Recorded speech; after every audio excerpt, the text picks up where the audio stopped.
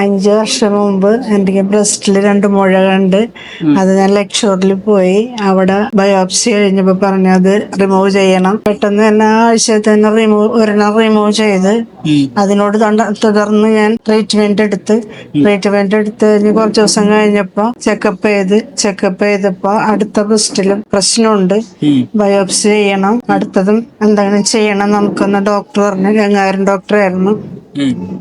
അപ്പൊ ഡോക്ടർ ഇങ്ങനെ പറഞ്ഞു എന്തെങ്കിലും ചെയ്യേണ്ട വരുമെന്ന് പറഞ്ഞപ്പോ ഞാൻ ഇനിയൊരു സർജറിക്ക് ഇല്ല എന്നങ്ങോട്ട് നെയ്യത്തേത്.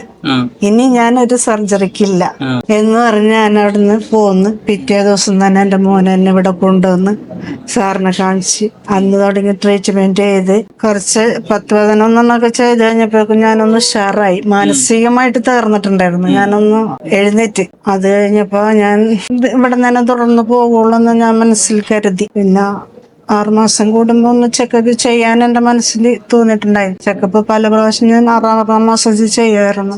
അൽഹംദുലില്ലാഹ് എനിക്ക് അതിൽ യാതൊരു കുഴപ്പങ്ങളും കണ്ടിരുന്നില്ല. ഈ 4 വർഷമായിട്ടും എനിക്ക് അതിലൊരു കുഴപ്പവുമില്ല, ഒന്നുമില്ല.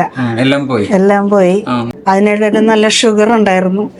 കുറെ വർഷമായിട്ട് ഇൻസുലിൻ ചെയ്തിരുന്നതാണ്. 4 വർഷമായിട്ട് ഇൻസുലിൻ നിർത്തി. അൽഹംദുലില്ലാഹ് നല്ല രീതിയിൽ പോണു.